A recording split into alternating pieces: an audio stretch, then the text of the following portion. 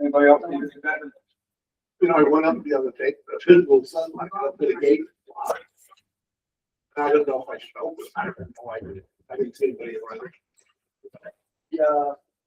The email, it's on the attachment. I know, but I was up there, so I didn't know, you know. During the meeting, we were on a cell phone because I was up there, I didn't see it. No, I'm going to sneeze, I don't know if I think that. And once in the day, it's long, I'm ready. Shit. Are we ready? Yeah.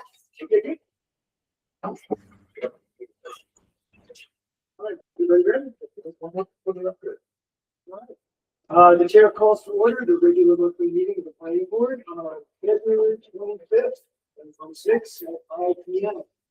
Do I have a motion to open this meeting? Is there a second? All those in favor, say aye. Aye. The motion passes unanimously. The meeting is now brought to order.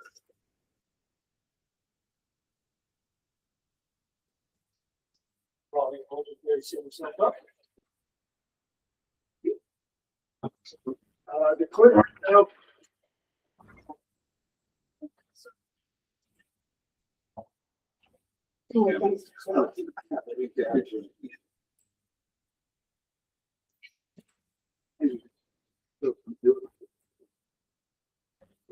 Okay.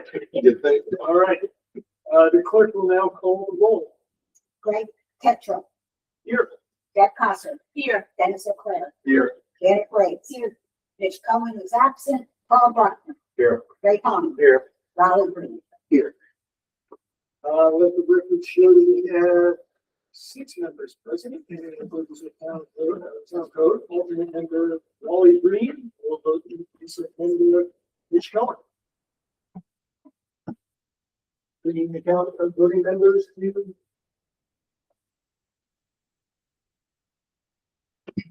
everybody stand for the pledge of allegiance. I pledge allegiance to the flag of the United States of America and to the republic for which it stands, one nation, under God, indivisible, with liberty and justice for all. The quick announcements, found board last night, approved so the details of things like keeping track of the seats, so forth, parameters of it all. Exciting. Just the administrative note, you probably saw from the local papers that were sent out that we now have planning board resolutions actually at a number. So it's just a year on sign number. So I call out resolution 2026 number 1.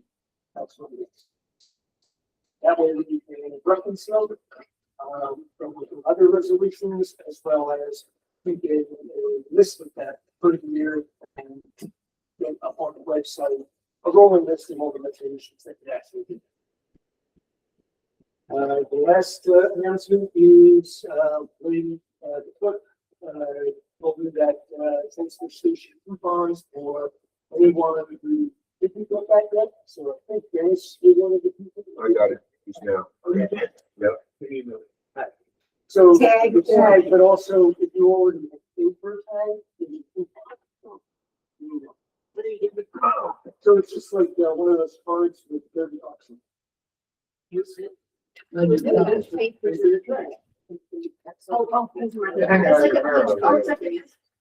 Two things, there's the card with the payment on it. You don't need a tag. You don't need a tag. He does not. Oh, well, it's transfer. I mean, it's just a thing to have, so. Okay, moving on. So public comment. Chair makes a motion to open public comment. This is separate and distinct from the public hearing. And of course, all meetings down early. Yes. So the chair makes a motion to open public comment. Do I have a second? All those in favor say aye. Yes, honestly. Is there anyone who would like to hold public comment, say something? Good. So the chair makes a motion to close. Great. All those in favor say aye. Comments disclosed. The chair makes a motion to approve meeting minutes for January 28th, 2026. All right, second.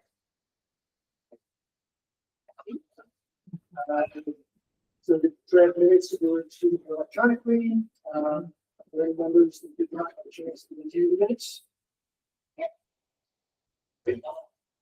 Any discussion on it? Oh, can you? So motion to approve the minutes. All those in favor, say aye. Motion carries unanimously. Peggy, can you move to the next slide? So we finish up in what you're We're on the last bullet now, which is a ministerial amendment to 2516 Simpson lot line. So what I'll do here is I'll read in the motion to hear what it is that's going to change and then we can have a discussion about it. So the chair makes a motion to amend the resolution granting the lot line adjustment to application it's a vast numbers 2025 pound 16-SBL 55.8-43.1 Simpson LLA as follows. Replace the text. Now, therefore, be it resolved, having reviewed all relevant materials, including but not limited to the maps and other information presented in the file, a motion was made by Mitch Cohen and seconded by Paul Bruckner to grant the lot line adjustment, which will transfer 0.032 acres from lot 43.11, parentheses Simpson, to 43.2, parentheses Columbus. We're going to replace that with the following text. Now, therefore, be it resolved, having reviewed all relevant materials, including but not limited to the action other conditions presented in the file. A motion was made by Mitch Cohen and seconded by Paul Bruckner to grant the lot line adjustment, which will transfer 0.032 acres from lot 55.8-43.11 Simpson to 55.8-843.2 Lonings, and furthermore, transfer 0.032 acres from lot 55.8-843.2 Lonings to lot 55.8-11 Simpson. Now we can have discussion. So what was there is that we just left off the and where it was hard to slow down. We're making a motion to amend that. Sense? Yeah. Any discussion? All right, the motion on the table. Is there, so ready to vote? All those in favor say aye. Aye. Making that amendment. And the motion carries unanimously. And now we can do below Maggie, next slide.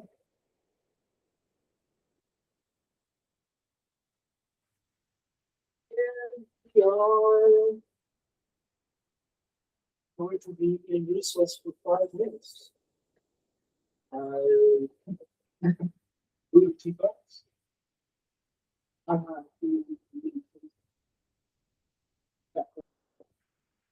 So let's do two things. One, I'm going to when we, passed a motion, for 25 Kaufman, to approve, or to basically state that the application is complete.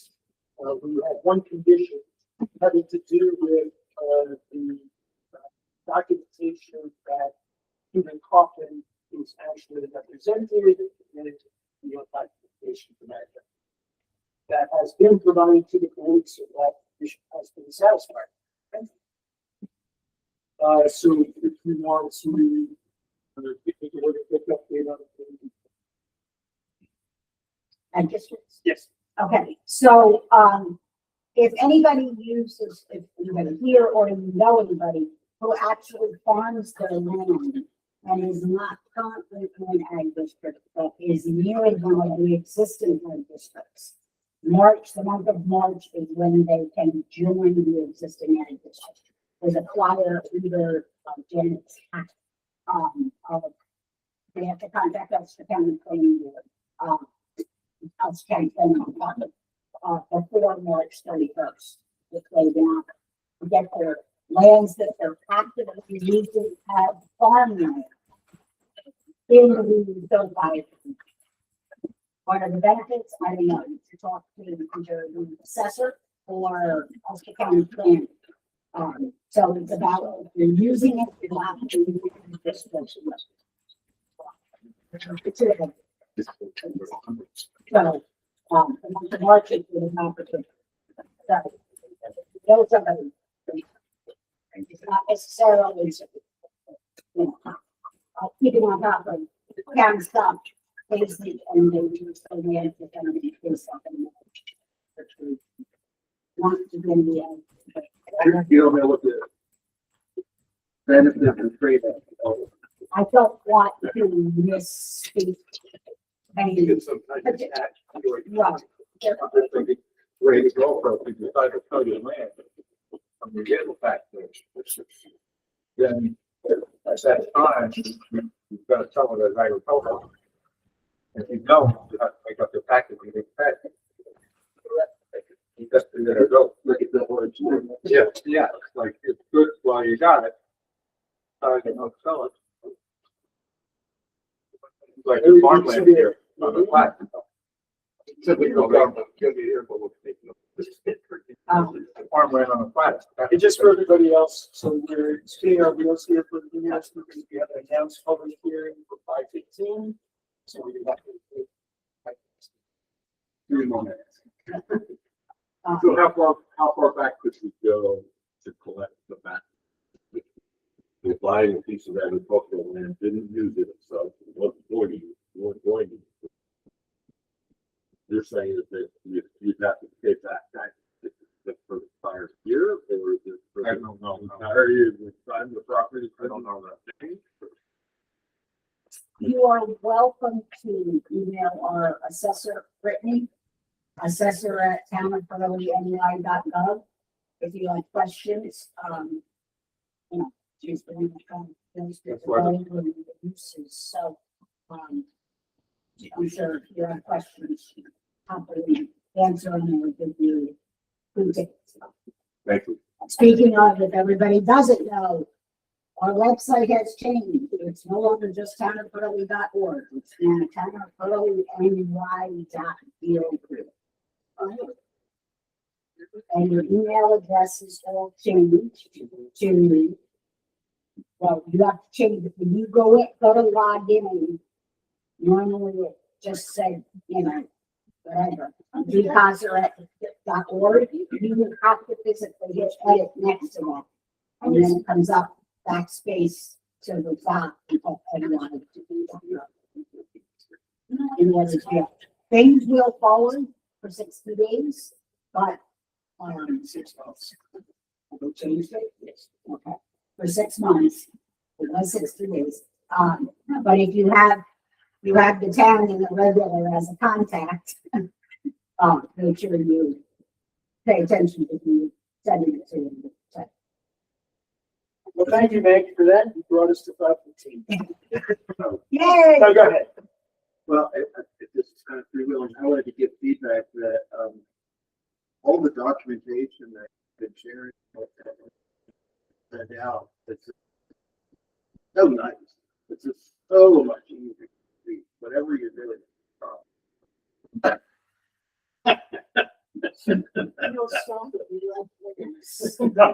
Yeah, yeah, so like that. Hey, that's just- Thank you for the feedback, and, Yeah.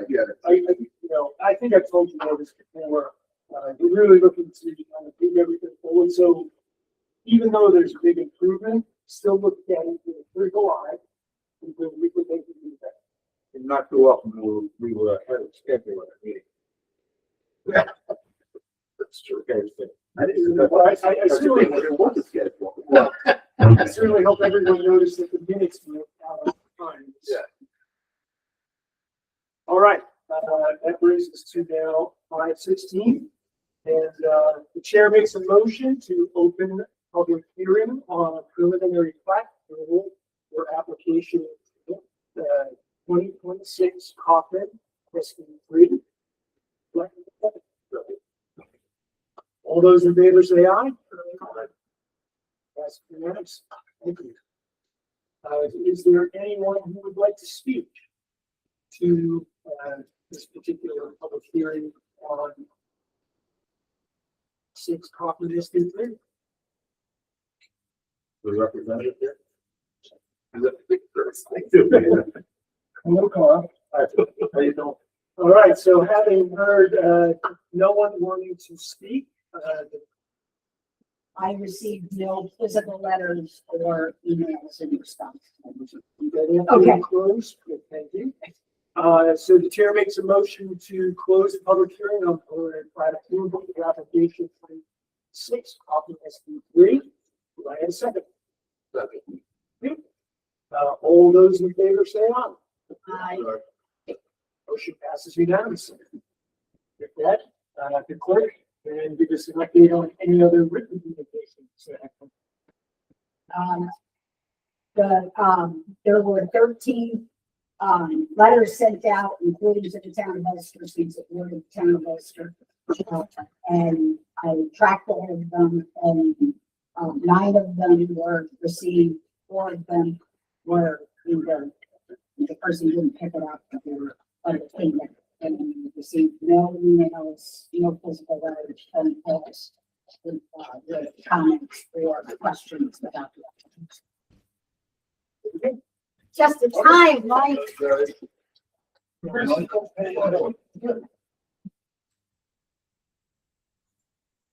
Get a headline and come on stage, right?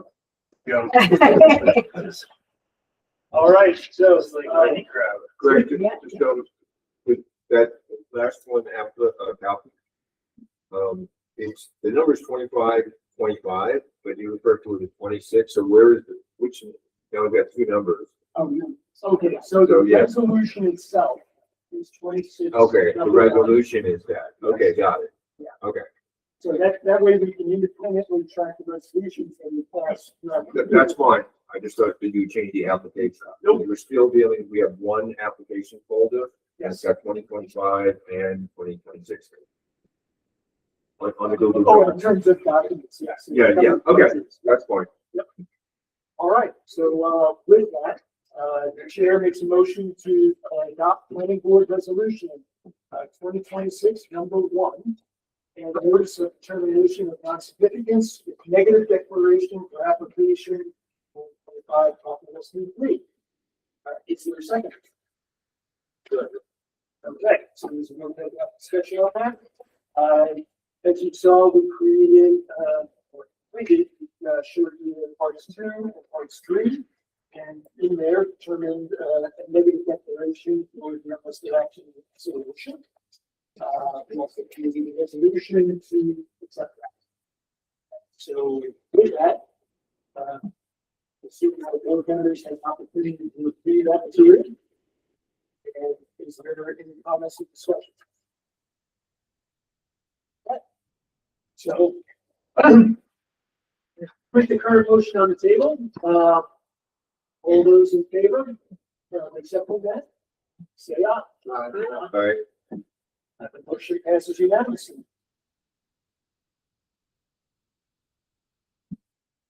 So now we can move on to actually approving the preliminary plat. The vote, chair makes a motion to adopt planning board resolution 2026, number 2, to approve preliminary plat for project 2025 Hoffman to Steve Drain. Is there a second? All those in favor say aye. Passes unanimously.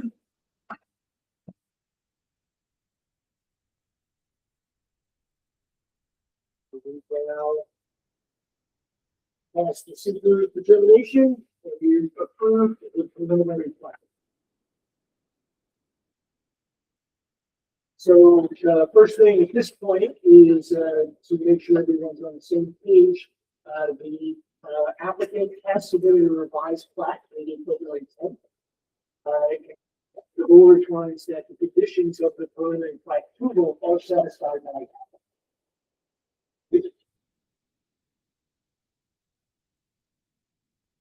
so before we get to the final approval, there are two waivers next year.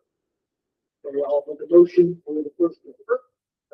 The chair makes a motion to waive the public hearing requirement for project 2525 Hoffman SC3 because the final plat submitted is in substantial agreement with the preliminary plat approval under Town Code section 17-16. Or is modified in accordance with the requirements of such approval as such preliminary plat has been approved. One second. Go back. It's better put Ray anyway, because we're doing all of them. All right, so right now we're gonna open this up for discussion. So the reason why we're doing this is that, public hearing is requiring my approval unless we waive it. And on that discussion. All right, it's on the table. All those in favor say aye. Aye. Motion passes unanimously. And now we get to the second waiver. The chair makes a motion to waive the supporting document requirements of the Town Code, section 170-28D1. Because no construction of roads or improvements are included in project by Steve Grant. Second. Right. So, again, discussion, this is another requirement of final plat approval that has nothing to do with, there's no, improvements or construction of roads.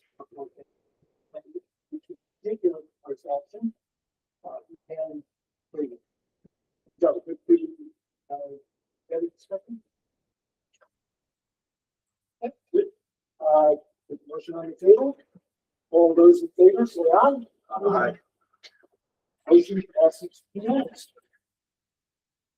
And now we get to moving the final plat. The chair makes a motion to adopt Tony Board Resolution 2026, number 3, to approve final plat for project about copy S3. Do I have a second? Okay. We'll get discussion. First thing is that has everybody had an opportunity to look at resolution.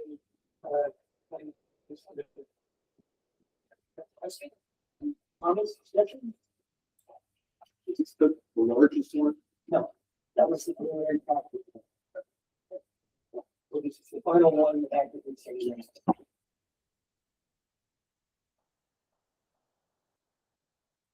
Yes. The board should know that all the resolutions were posted up on the website. All right, so we have a motion on the table to approve final plat. All those in favor say aye. Motion passes unanimously. Thank you very much. Thank you. Mr. Chairman. Thank you, board. Our pleasure, and the clerk will be in contact with the final sequence of events. Right, you need 10 things. Yeah. Exactly. Well, 12. Well, it's 12, so it's made the clerk. just tell me how many. Let me sum it up with that. You're going to get a correspondence with a cover letter that'll have all of those requirements and. I guess that's right after. Thank you And I very want much. to do descriptions for you. That's fine. So, and just on a personal note, so I read through, your, section on the givens and groupings, and, I have a response for you. Which if you would be willing to accept it. You were bored to tears. It was not actually, it was actually, a very interesting topic. Very interesting topic, and I appreciate the time and effort. Thank you. All right. All right, Thank you thank you very much, everybody. Thank you, guys. Have a good night. Night, Grace, bye, Mike. Eduardo, what's going on? Eduardo? Good. Better. Okay, moving on to agenda item number 2, project 2601 Lawrence.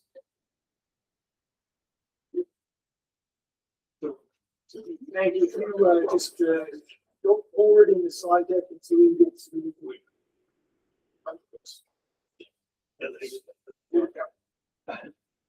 So there are, just kind of lay out what's going to happen here. So we've had to discuss the site visit. There's a few application tweaks, issues, things that we need to, T's crossed.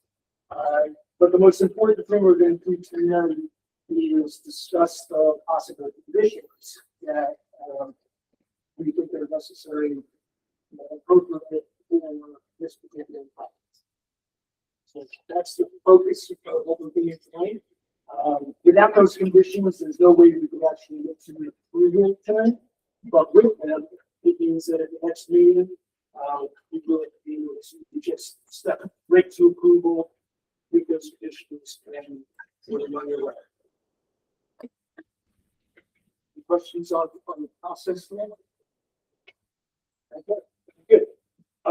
So I guess I will begin the discussion on the site visit. It's, I was able to actually be up there. First thing I'll say is in the materials that, if you could go to the slide up and just click the presentation. If it's this the applicant presentation. Yep. So scroll down until you get to the new.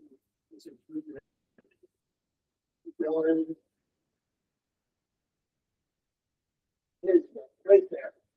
So this is what we were looking at. That's exactly where the stakes are. And that was exactly what I was looking at. Except to do so.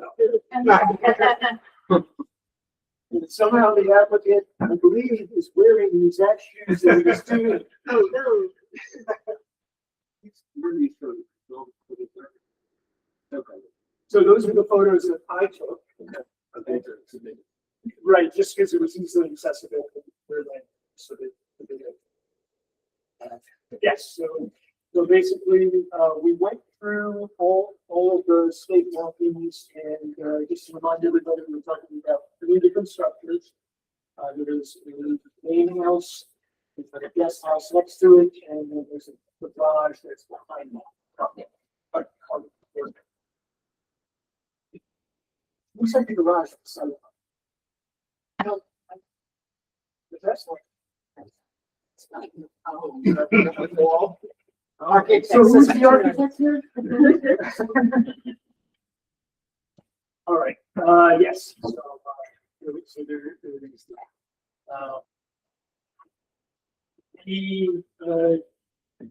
So does anybody have any questions about it? One takeaway that I've had about it is that, where the site is figured on the flat spot that's up there, there's not a lot of opportunity to go back. I would say every foot that you go back is actually going to probably make the driveway situation a little more hazardous. Is there any reason they need to go back or they already spent? I think so. We're gonna get to that, but it's like in terms of the dimensions of what's there, how we do things.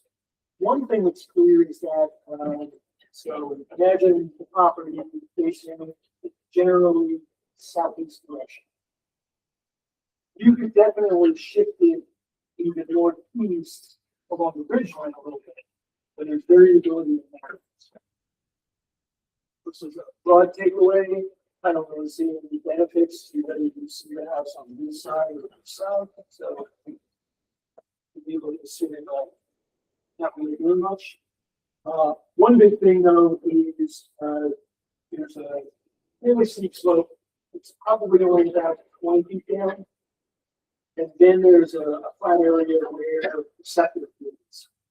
And that is and 20 feet down. 20, yeah, so think of a slope, I'm guessing it's probably about 20, 25 degree slope. So steep, but not, hazardous. Any approval for that? Yeah, so they have, well, we're gonna get, No, it's the septic on that. yeah, the septic's The on the flat site's system. here. It's It's a spendable area. So the thing I'm getting to, what we're thinking about visual assessment, we're trying to minimize the impact. So one of the criteria that I put in mind is wherever you're having a place of having to basically carve a path down a slope, if you're going to orient that towards where people are looking in, it's going to look bad. In this particular case, the orientation is actually an almost a 45-degree angle turn, so the impact should be pretty minimal. There's one, we're going to get to it, but there is one thing we could do to actually make it a little fall. And if you go to, there's a site plan.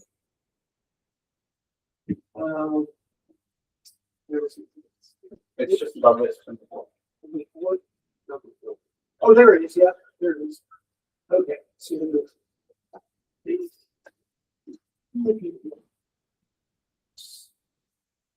you see the demarcated tree line that's here, so one of the things that looks like would be beneficial is if we shoot with this tree line to simply a little closer.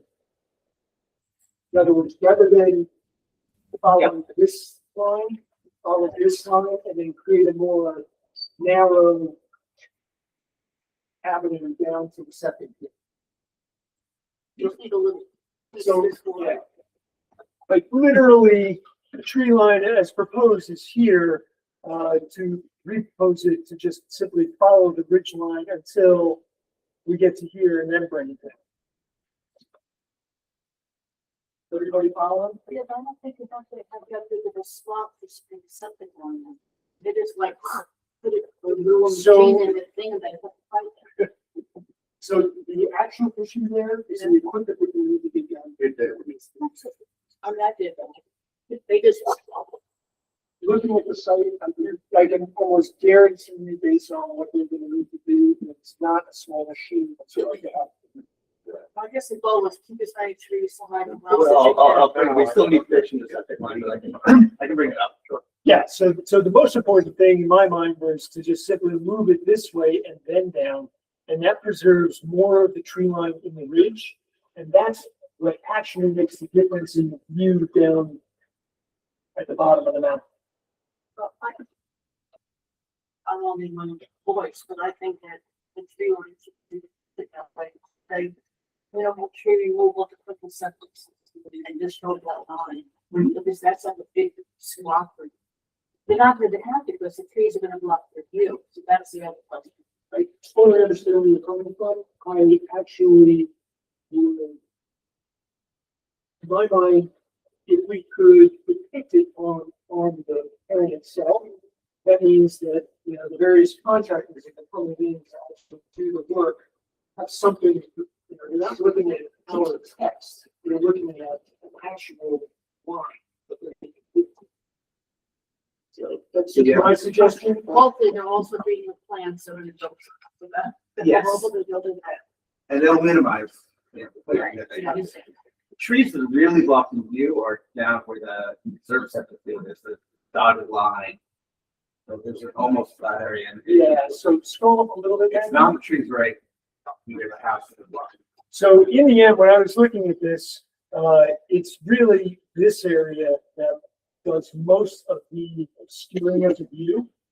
And the trees up in here, they're big oaks. They can be easily limbed up, and as long as you preserve the upper canopy, that's actually going to dampen out everything from the roof. Remember, you're looking up at an angle. Right? So the idea is that the four trees are creating the obscuring of the front side, and then the canopy of the back trees are obscuring the rest of them, so that the mountain is more contiguous. In terms of forestation. Yeah, see these? That line down in the bottom there actually is the thing that, so when I went down to the bottom to look up to see what tree line is actually making the difference, is this one down there. Well, Because I'd like them to have as big a view as possible. That's, I don't have a problem with that, but I live below Mr. McSweeney. And I just look at that house whenever I go home and it's disgusting. So it looks very close to the edge of the, and just so it's good, I look next to but you don't have to look for it when you go up. every It's time I lit go up home, every day. it's right there. Okay. You can't see this. You can't. And then You can't see the road from the side. no, I'm looking at this, and I'm looking at that, and that's real. If This you is had what's going on. binoculars to the other side of the red. So, like I said, But I don't want. No. Yeah, yeah, I mean, Or I'm sorry. yeah, yeah. yeah, that's fine.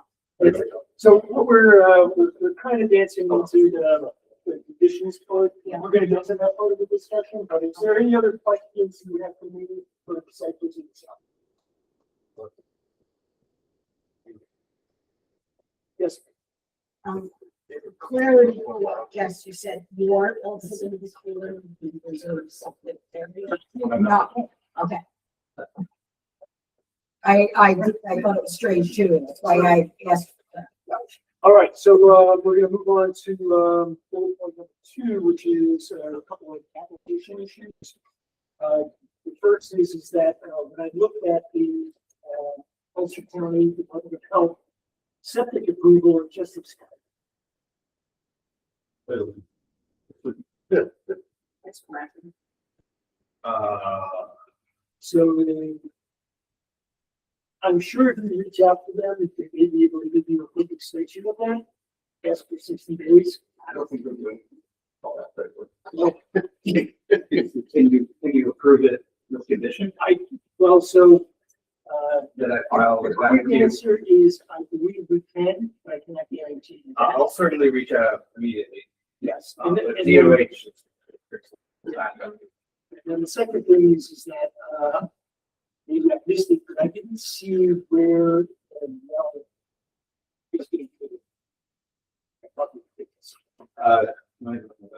Right here. Thank you very much. We'll talk about that one. And then, the last one is, New York City DEP notification.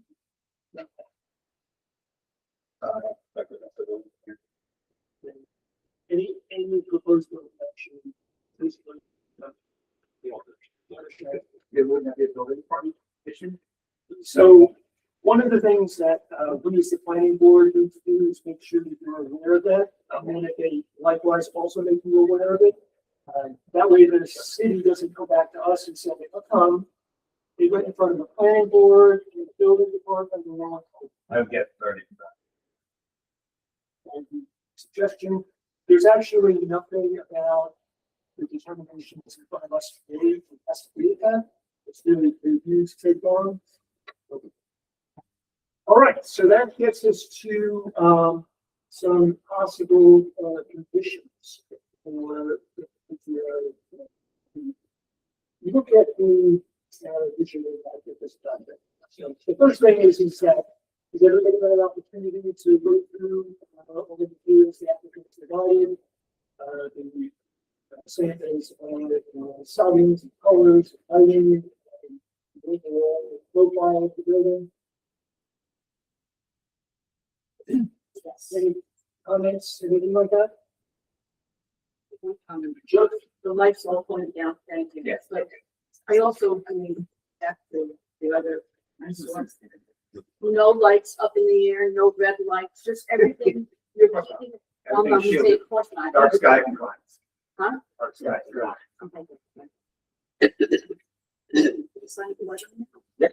overall, Yeah. the type of house. Everything's shielded. Very nice. Yeah, and I was gonna say that, you know, in terms of putting houses on slopes is never an ideal situation in terms of overall town plan, but what you are proposing is about as best as we can expect for this. Right, so with that, when I was looking at this, okay, we already covered my suggestion of moving the tree line site plan. So that was one. The other is, and we changed my point on court garage, was that in terms of the overall profile of structures that are up there, shifting the carport northeast by 15 feet would fully obscure that behind the guest house. So does everybody follow what's happening? So the carport's set behind the two other buildings, but it's sticking out just a little bit past the guest house insofar as how an observer would view it up on the map. So by shifting it northeast, it would put it behind the guest house for that observer. It would be in the behind the main house. No. So the way that, yeah, so. North of. That's a good map. Yeah. So what I'm suggesting here is, this is the carport and moving it in the northeast direction 15 feet. And that way the observer is not seeing, It wouldn't function. We couldn't get into the driveway. well, this is, again, there may be practical considerations. I'm simply talking about visual impact. If there's no possibility of maneuvering the driveway itself to 15 feet, then that's the trade-off. It's hidden fairly well behind Well, the guest house. let's back up. So I was also under the impression it's a garage, not a Yeah. carport. I'm happy to send you the line. Very simple.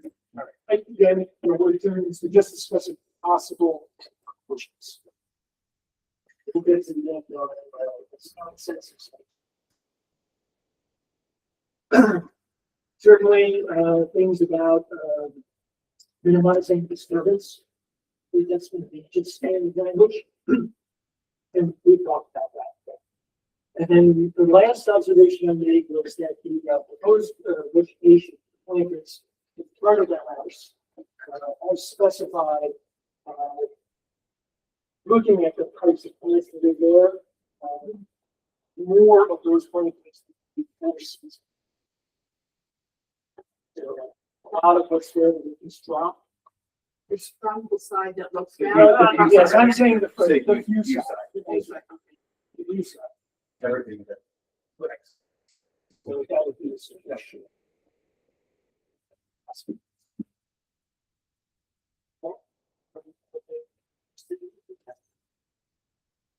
So let me first just note, so we go at each person. So we had moving the tree line,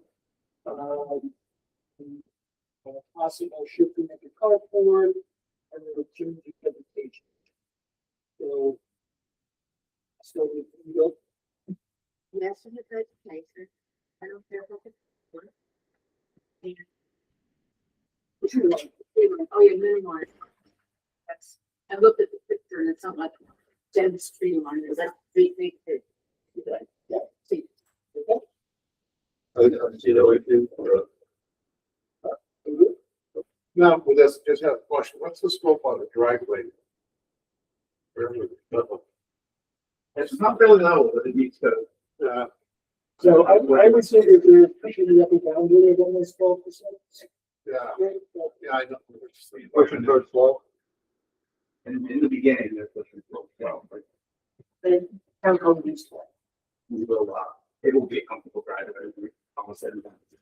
Okay. Probably. No, Ryan. I don't know, I know.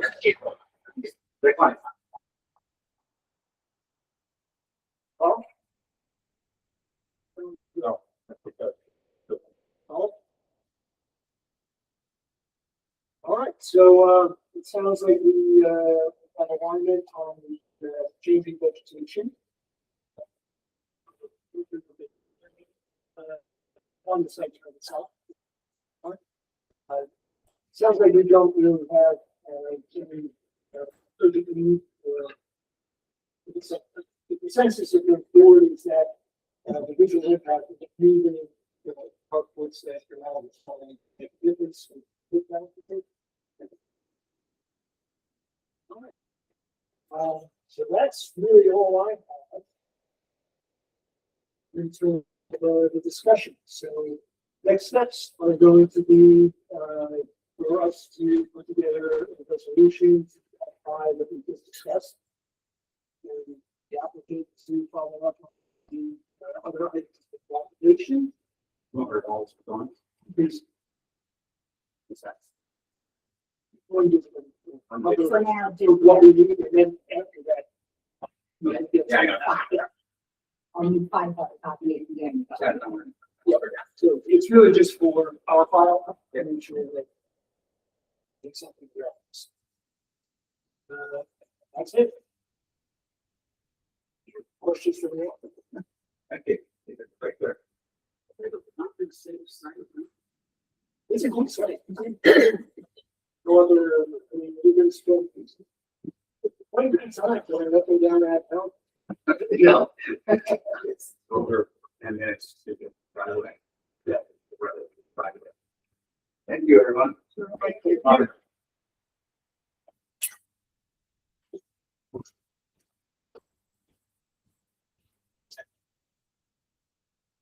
All right, so we are, on to other business.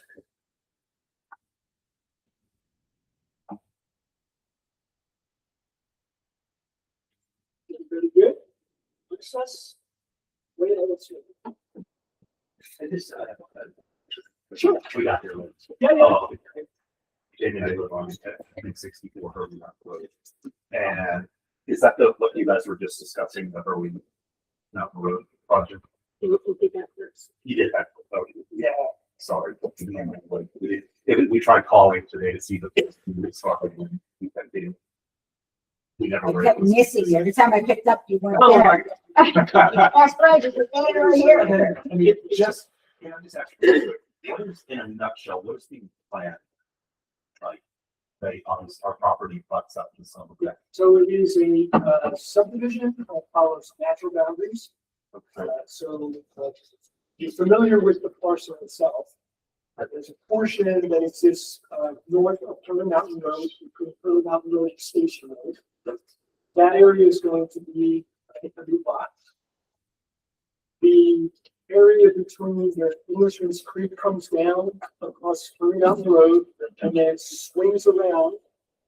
On the opposite side of the one. On the other the farm. Where the Where the farm is, and then the tributary that comes from the waterfall goes across down. and where it connects. Yeah. If you think of those, the tributary and Englishman's Creek, that forms the second line. And everything north of that, where the housings, the structures are, that's gonna be the second line.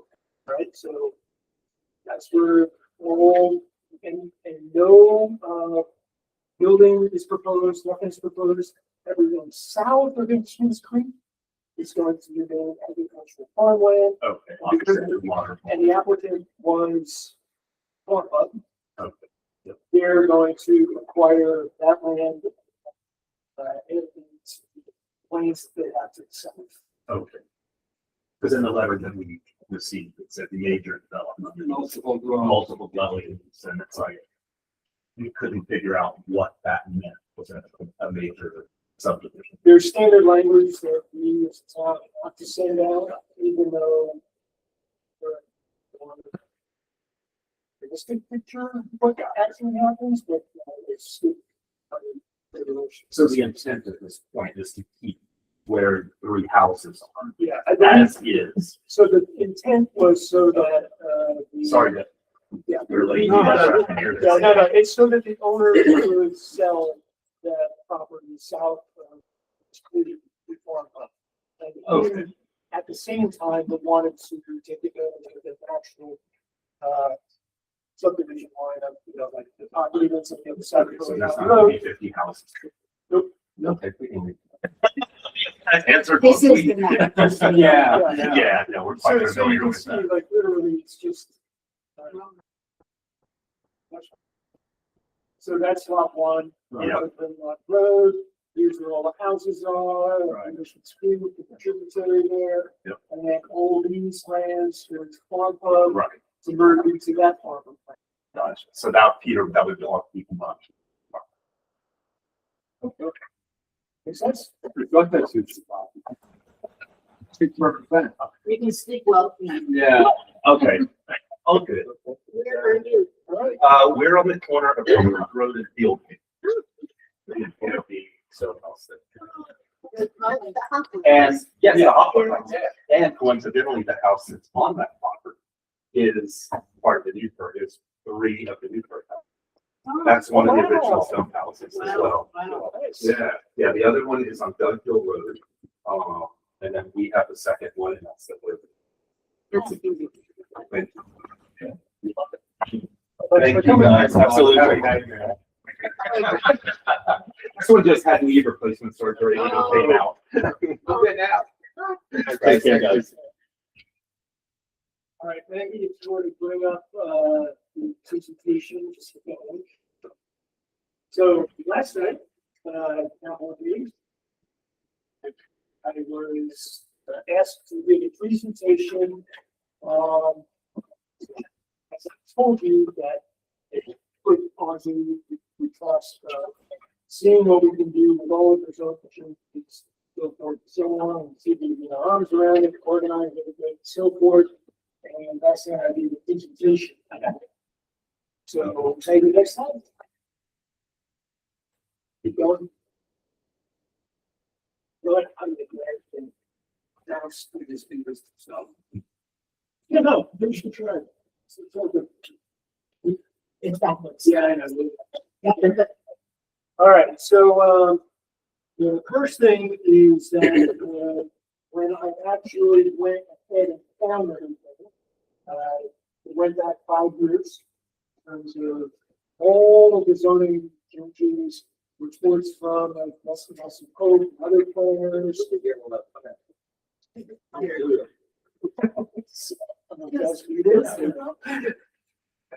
But anyway, there's, well over 24 areas of interest. So a lot of areas have been, being worked on, top of this, some 600 pages written through, including what you all have been doing in the past couple of years. There was a lot to look at, and so what I'm doing, yeah. So this is just a kind of a quick overview of everything that's in there, boiled down to the buckets. As you can see, so all these facilities are in there, like multi-family housing, ADUs, control assessment, so forth.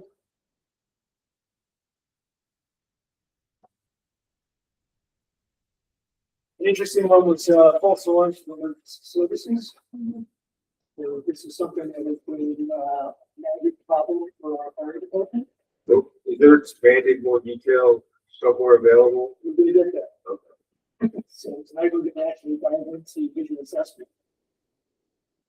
And it'll make sense in a second. That's good. So what I proposed to the board is, all of these things have, potentially big impacts in terms of outcomes and so forth. Some of them are well supported by the current 2006 comprehensive. Some of them are not.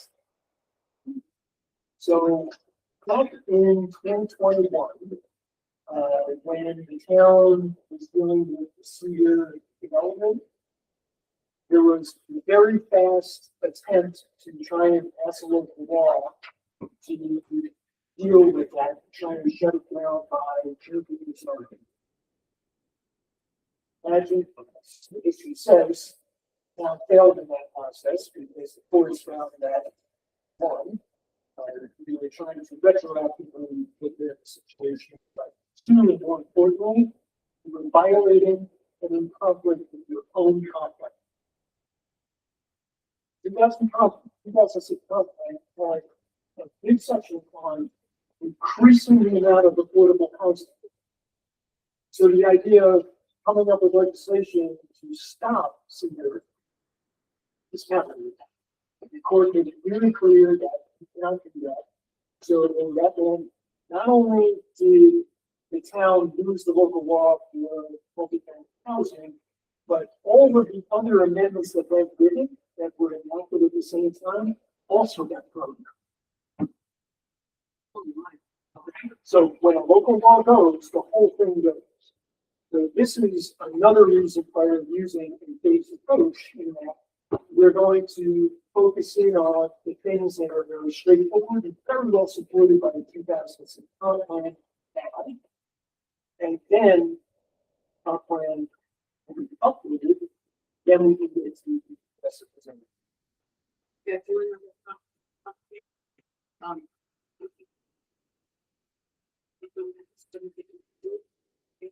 So my guess is that it will run the majority of the city.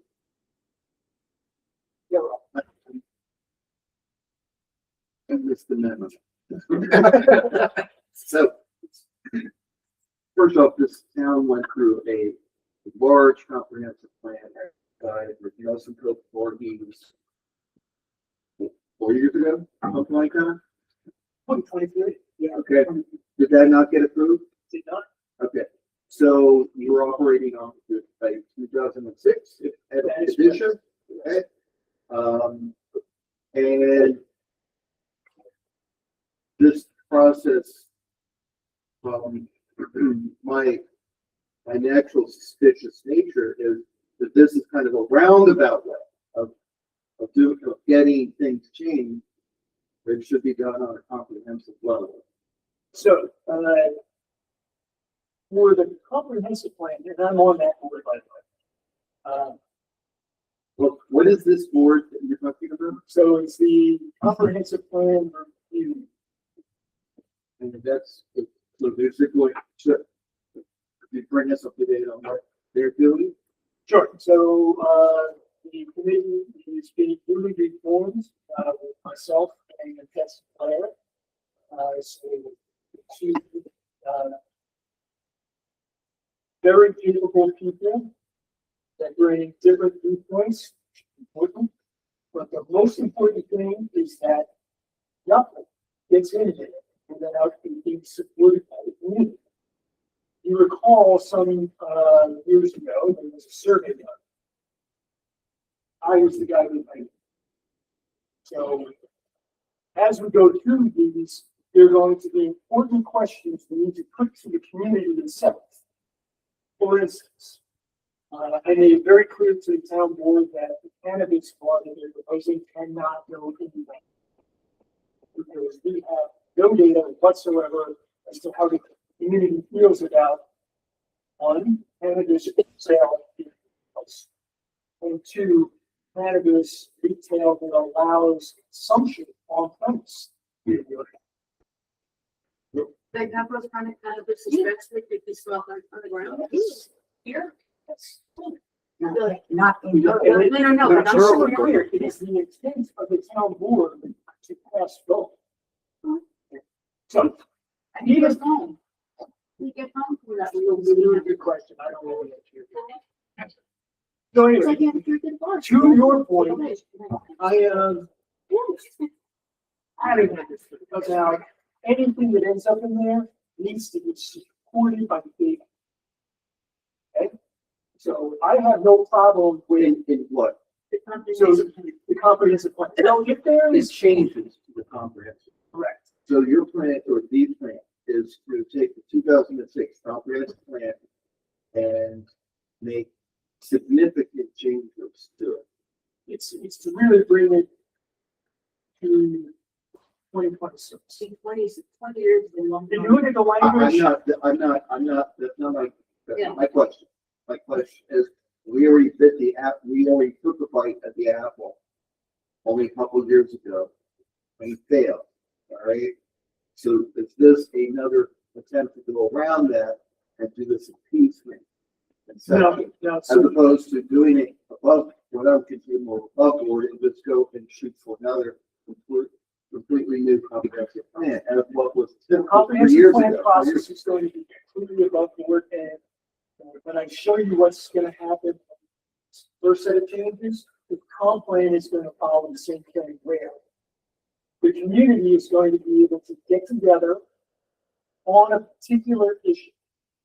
The idea being, do a survey, find out the answer to things like cannabis, so forth. And then do public hearings on each topic. How can you do that without seeing the big picture of where the town's going on a plan? You're itemizing the pieces, so you don't have any context. Okay, so the whole context is going to be provided by things like the National Research Center, which looks at the town in two sections, very holistically. And so any proposals have to be supported not only by what the community sees as its own vision, but also by the scientific data that we've already collected. I understand. Right. I understand that, but it's the kind of like asking, complaints- it's kind of like saying, what do you think of the color red? And what other colors are there? I mean, you have no context to the bigger picture. So bigger And that's picture, what, you're talking about the outline, high level outline, which is, so you have major topics like emergency services, housing, natural resources. And the state has a predefined list of what a comp plan must have. So there's no mystery about what that part is. How a particular municipality wants to fill it in. So that's where we're getting to the, now we're talking about housing. And here are a list of things that can be done for housing. Now, every survey we do, every comp plan from these other happening, affordable housing is talking about. So one of the things about the committee is first come up with the questions to answer. Not the policy, the questions. So it's not a matter of, everybody knows affordable housing. No, you're gonna ask the question first. You, community member, you think we need affordable housing? And then we get an answer. I thought we did these multiple surveys. We did, I'm just taking. And that was one of those questions. Yep. And I think the answer was affirmative, big time. I think it's no, honestly, not the 2%. Yeah, that's what I'm asking. It's done in 2023, what happens? So, Or 20, whatever. yeah, so you're getting into the, so why did it fail? Then, while I can give you a lot of color on that, We don't need, I'm important not to start getting into the, so. Also, it just politics. Oh, Small Are you towns. talking 20? No, I made up, I don't know the number. Quickly, it's 20. So this is from 2006, my reading of this said that the current effort might be with the comp plan will be different since 2006. So this has a long and storied history of that. Well, so there's nothing in those attempts we can draw on. There is tons of That's on that. Is it, like, let's not reinvent the wheel, please. We don't even. So the first thing that's gonna happen to the comp plan is at the beginning of the summerish timeframe, there'll be a public hearing about, here's the structure of what we're going. And get feedback beyond that. feedback is what structure. I'm sorry, I correct. the last attempt in 23. Yeah. I could arguably say it took down the last administration.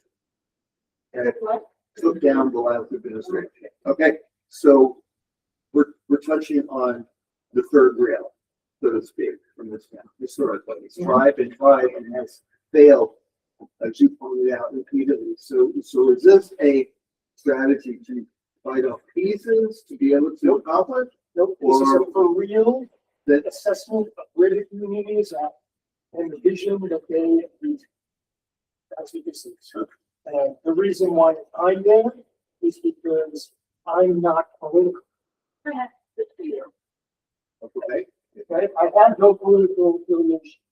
And you're exactly right in that 2023 plan was extremely one-sided. And I had zero support from other surveys, anecdotal, which means when it was actually presented, people were upset. Because it didn't reflect their values. It was preceded by a building moratorium too. I mean, and stuff like that. You know, it just raised everyone's red flag. And so that's why when I'm asking you these questions, I'm trying to understand, you know, motivate, what's the purpose? How's it going to go about? That's going to generate buy-in and understanding of public education, et cetera. And how are you going to get to what are your data input first at this point? And so there's data inputs that we want to do from past experiences. And Nelson told before you those kinds with luminous research on stuff that you can glean up. All those materials are available. If anybody wants access to it, you know, I got it out like by myself, about 65% of everything, that's like the town meeting.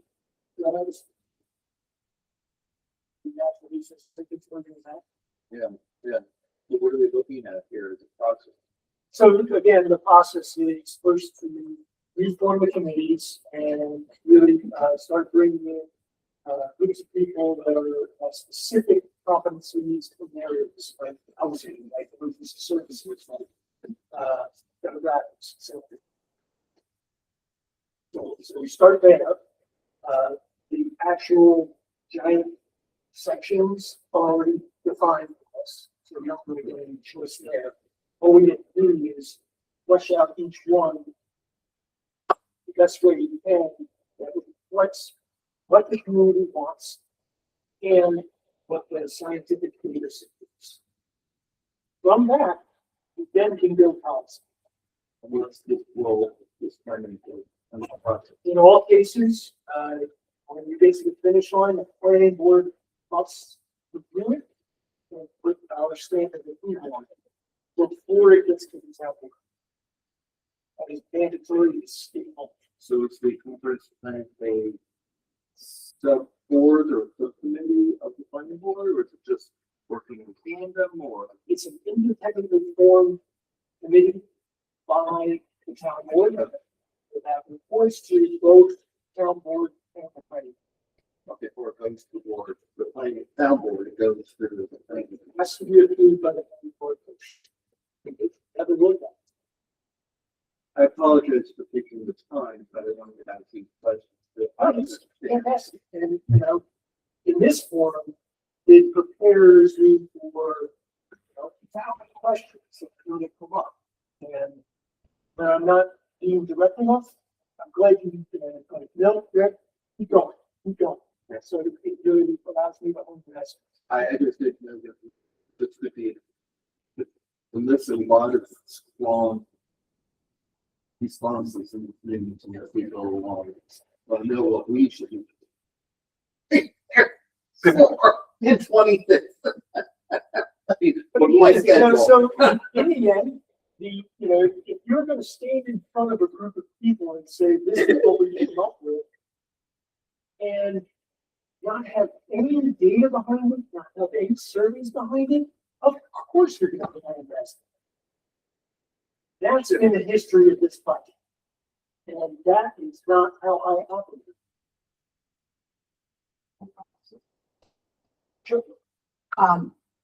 I assume you and the rest of the board understands that every decision this board makes in regards to individual assessment, subdivision, must be able to be supported by comprehensive plan in line. So it's important as changes happen to the regulations that you can be able to understand how it ties to the comprehensive plan. So when you make that decision, you're already convinced To put one more refinement on that, it's the code first. When the code is not specific, then it's the problem. So companies do zoning, those projects, yeah, they're using zoning if they do also. So that's also on one plate. And let's just move forward to.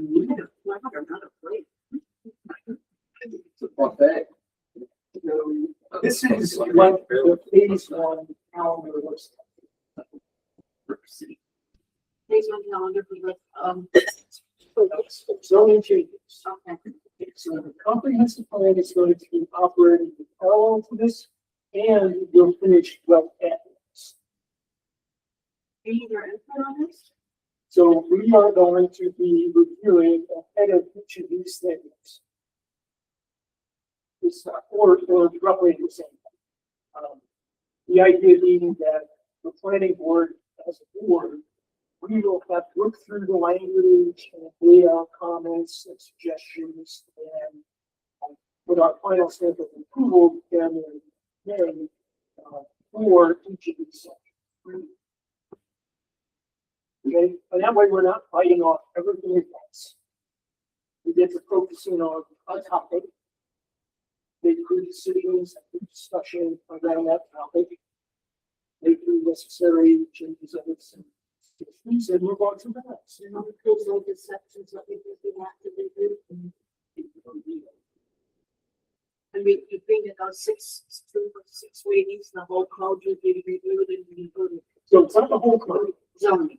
So the idea is that phase one is much more contained. It's only going to cover battery energy storage systems, ADUs, visual assessment, the code enforcement officers, zoning enforcement officers, shootings that are in there. And then there's some amendments having to do with CPA and alarms, and then finally collectively look at the whole thing, the whole updated, all the update. And we'll make sure that it goes.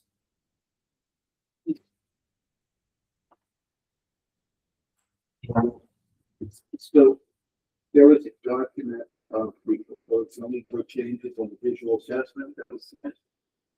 Yes, I have all of it. All right, I went through it. Oh, the one that I've sent is, Yeah, I mean, I went through the changes. I mean, is that what we're talking about? That Yes. kind of changes? yes, Okay, those kind of changes seem very minor. They're just more edifications and clarifications. They weren't making policy changes. Generally speaking. and that's, Is that what we're talking about? So- Or all of it? phase one is largely that. The only one that I would say is outside of that realm is, ADUs. And because that's coming from the state and the county. Like, what it's basically pulling amalgamation of a code that we have in there today about accessory apartments, other accessory structures, so forth and so on. And streamlines it and it really clarifies what it's. So I'll call that new, but not that new. The battery energy storage system is new in the sense that the town has a current moratorium on that due to the actions going on also. So that's something we reviewed. I only just got that really a few years ago, so. I didn't see anything in our email about that. In all likelihood, it's going to be the one we review next. Now, I think visual assessment is tonight because I know that we all have discussed this before. And that's something familiarity. And go over what the proposal is and do any changes. I did. Think that there's something about the best restriction. That was I had a question for my farm. But it's limited to like crazy small, like 40 kilowatts or something like that, as opposed to 250 megawatts or something. And then I Googled what's a Tesla battery pack or something. The baseline is 13. It's 30 kilowatts. Yeah. So you can't build more, you can't put more than 2 Tesla packs. Otherwise, you're violation of this proposal. And I thought, you mean 40 megawatts or kilowatts? No, kilowatts is what they proposed. So, needless to say, we're gonna have a good discussion on that. And I also have strong opinions from an engineering perspective about what actually makes that. I think someone made a mistake. Why aren't we talking about the chemistry of these things? Because it's thermal runaway. It's the reason why we're all up over in this place. It's all maintenance. And it's all going to go sodium fibers, which is 100%, 100%, because nobody can take the liability. So it's really, that's how long it takes for manufacturing. And we talk to the officer. Science is there, the units are there, it's going that way. Means that you're gonna take up another 20% of the land area in the battery system. I think it's absolutely like for no thermal runaway, I think everybody's gonna be good with that. Thanks for your clarification. Sure. Sure. So that's, we're gonna get to that. All right, so for today, the first thing I wanted to do, Maggie, if you, how about this? Go back to your presentation. And bring up the zoning.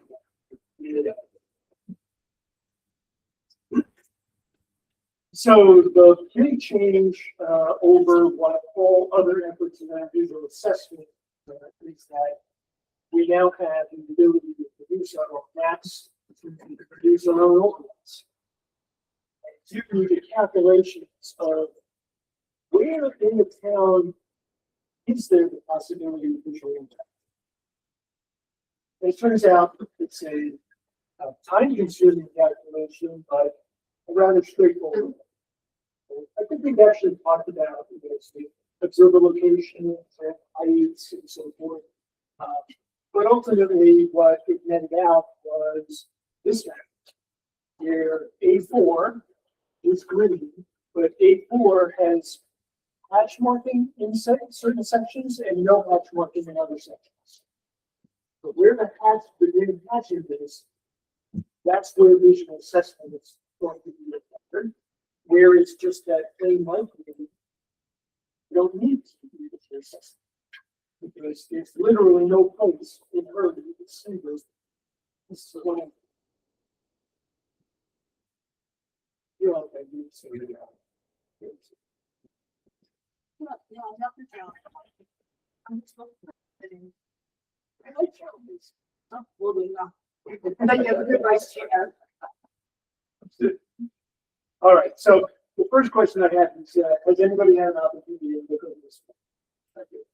The map is, And then, just as a first stepping back, as a general way of thinking about the process, having this scientifically produced overlay as a first step in our visual assessment, how does the board feel? second place procedure.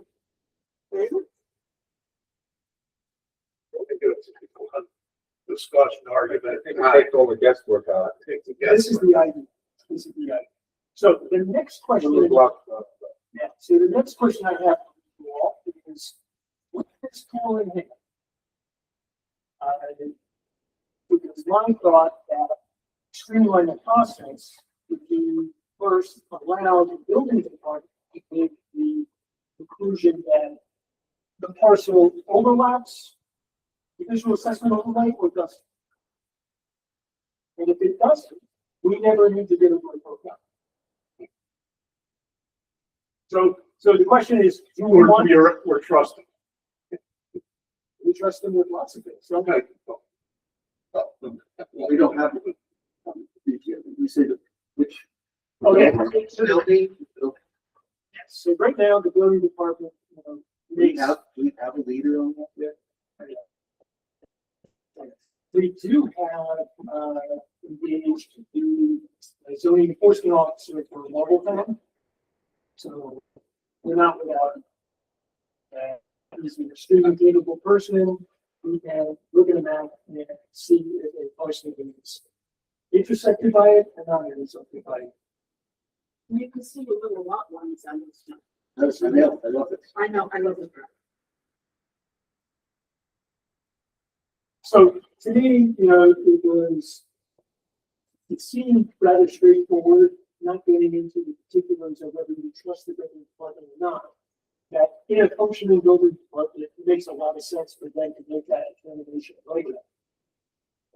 We never get the referral if the particular, building is completely outside of. For instance, Wallace, that we were just talking about earlier, if that happened to be down by Stony Creek, where nobody can see anything, then we would never have got the referral. And it would just been streamlined right through, building department and said, oh, we don't need to do a visual assessment. We're putting in a note that there's no intersection and you can keep it on We with waste a lot of time on this. you do. You are. And Yeah, a lot of if you think you've got it right, and you've done, if you think it's a good job, the zoning board comes along and tells you, holy shit. And, Get over that. I know, I agree with you. They didn't do what passes on it. no, And if it gets hurt, it would be. Really, they cut the trees down. Well, we have a new beginning, maps there, it's easy to read, and even if we have a question, what they decide, we can look at the map. But the question And I they'll have be is, subject to that as well. Right, they don't actually get to rewrite the law. Right. I'd like to, I think our problems will be occur when we have the little force act. And have a really. Oh, then it will be, yes. Yeah, So so, I'm saying they'll come to us and we have to do our job, and I think it's a lot of subjective opinions and the assessment. so let me, you're absolutely correct. And when I looked at the code, the first thing that I did was I looked at it both from how can the town protect its interests and the community's interests?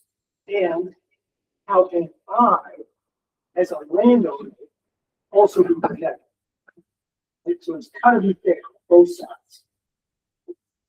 So the first thing that came up for me was, I don't know if you remember the discussion that we were having in East Moriello about feelings and cookings. So there's a whole section of law about how zoning can inadvertently or deliberately try and take some value or only value of the buildings of property. Was a very clear.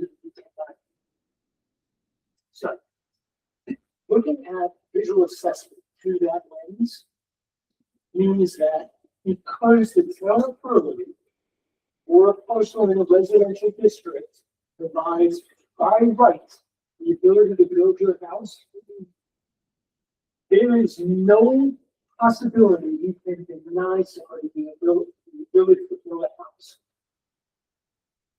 So our current visual assessment code has the ability to deny the application. We cannot do that. but if he has a larger piece of property that's a more qualified place, you can do that, no? Absolutely. So what you're talking about is approval with condition. Right.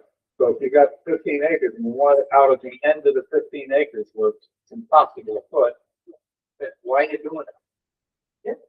So we're gonna get into the particulars. Maybe if you get out of the map and then, open up the language for, let's come up with codes. I'm right. Oh. Yeah. I don't. Oh, hold on. Well, I am in planning, but, So just click, you want your access, right? Yeah. So on the map, yeah, on the map is the visual assessment going to continue to only be parcels that are in four, or is it gonna be zoning? Okay, so anything in the A25 that might have a potential, that potential visual assessment is not complete. And then has two things. One, the area that we're talking about is actually those.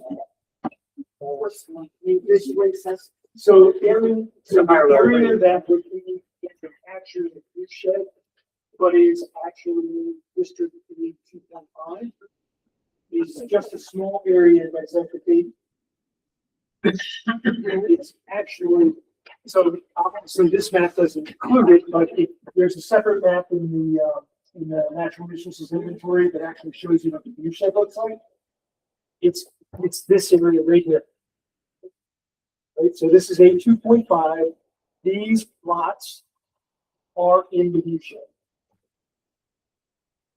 But because they're small enough that they can't be subdivided anymore, they already have structures. It makes no sense to, Right. go through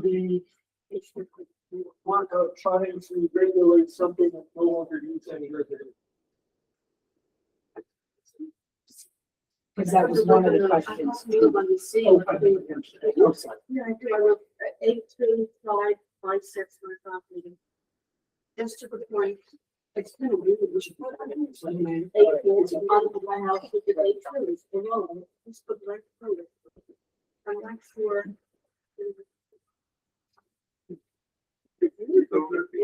What? I'm constipated right now. Out to a 2.5 and you pick it back.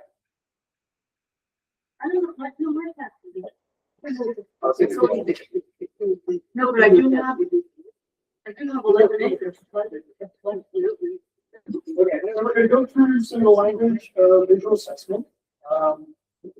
So scroll down to purpose. So this is just, tweaking up some of the language to make sure that it's accurately describing things that are actually in the view shed, and it's avoiding terminology like construct. Yes. It's starting to be not a well-defined front. I went through this, both this document and the next one. And the only thing that I asked the question, I had a question about was, see the floor area of 144 square feet, and before it's like 50, well, 50 was only 1,000. I thought it Yeah, was it's 1,000. Okay, so, yeah, okay, so what's that about? That was the only big kind of change, Yes, so, well, there's lots of changes, but but that was the only one that to put up, yeah. The 144 comes from the structure that the property was put up by them. That's right, with no building. No vote. That's what I 12, yeah. It's 12 by 12, it's by right. The issue that we have is, this is a loophole for 1,000 feet is actually, if you think about all of the orientations that you could think of 1,000 feet, and then think of like the most visible place in the town that they can slide right through visual assessment, and we have this thing that everybody has to stare at.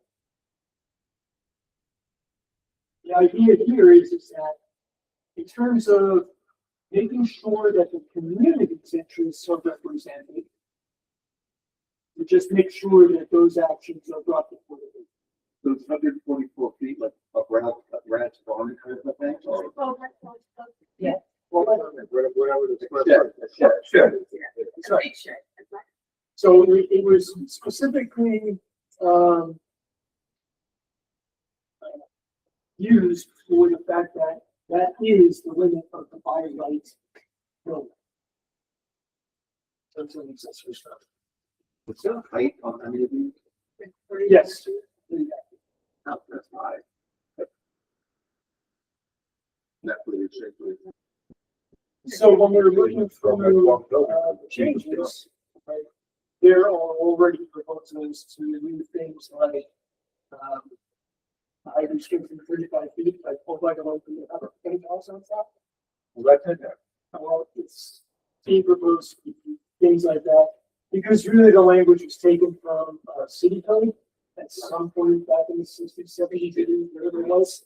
So there are, you know, like, the building structure over the top of an elevator, that's allowed in the town. Maybe not. You can build a tower, you know, 12 by 12, you could build at 45 feet, that's, you know. 35. No, but you said 40. No, 35. I think it's the state code that's good. It is. Right, well, I haven't looked at that. It's a maximum of 2 stories, 2 stories, and sprinkler systems. all There's that quite a stuff. big deal on that back quite a ways, and it's going electric. The guy put a cupola, he put it up there, it was within the measurement that was allowed supposedly, Like 10% of the area. but he put it up right in front of the guy's view that was behind him. That's That me. was bad, the guy was so thick. You built it? No. It's right, isn't it? I wouldn't have been it now if I did. I know where you mean. Okay, so, to your point, That was the only thing that caught, I did my homework, and I did read through all the whole notation, and that was the thing that jumped out at me. There's a couple of, all, everything else even more like presentation. Question like that, it's like you press siding, not, you know, when you put the house on top of it, because of things like the, if Matheny wanted to put his house where he's putting it, he probably made a different flip. So we compromised and put it back where there were existing buildings, but if that site was vacant, we have to be able to establish where that could be placed, so it's visually. That's right. Yeah, so that's why the apartment is about, you know, we have to be able to define that, so we have definitive things. scroll down to, D6.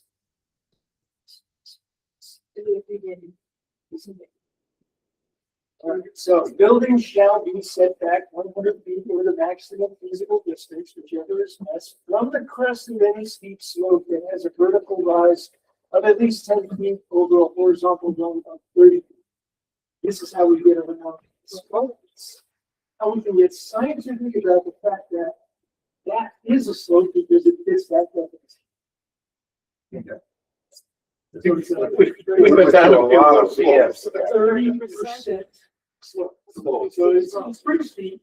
That's terrible. Yeah. Pretty steep, but by wording it this way, we can tweak it. Right? We can say, I know we're 40, but 10 over 20. Depending on how we want to define it. I'm gonna pick a site that's only slope, and therefore we can't build on it, but they could build a house that sticks out and. So the reading of this language says that, if the whole thing is that, then you're talking about a site that can support driving. If you remember, the driveway has to be less than 12%. But they have a lot of Right, well, switchbacks. People, you'd be surprised what they want to do. They can put a little bridge driveway to cover their roof and then come down to their house. I mean, architects can do weird things, but. They, you ever see that? No. People building on cliffs? No. It's cool. See, the house just sits there and then you drive at I it think they tried that California, a lot of people don't. and I'm like, Okay. okay, I mean, it's still a little subjective. I like to have something that's definitive, so. if it's- But yeah, that's the thing. No, but Better than- what does it say to keep something going up? What does that mean? If it's 30, if I have a 30-degree slope site, you said I can't build on it? So there is Be no back 100 feet scenario from it. where we can say. Okay, so I can build. But and we have the opportunity to cite them. So if the whole thing is that slope, then we simply default to bubble. Do we say? We can't because the circumstances under which that would be true. Right? In other words, we would be boxing ourselves in. Right? We do have a fair amount of latitude here, and as you can see, most applicants are going to be receptive so long as they're clear. And we're not gonna say wherever possible. You said that it does maximum feasible distance. Craig, I do have a question. So setback 100 feet or the maximum feasible distance, whichever is lesser, wouldn't mean whichever is more? But the only one can be more, not less. So if 100 feet is not feasible, then we have to take the less amount because anything beyond 100 feet is by definition not feasible. Or you need that whichever is lesser in there. It's just a legal person. You need that. So it's the two Unclear, values. Right? So it's the 100 feet. If it's feasible to be at 100 feet, it's going to be at 100 feet. Okay. If it's not feasible to be at 100 feet, then if it's feasible at 80 feet, that's where it is. If it's 60 feet, where it is. Well, it almost seems like you don't need whichever is lesser than it. Well, again, this is a determination of feasibility.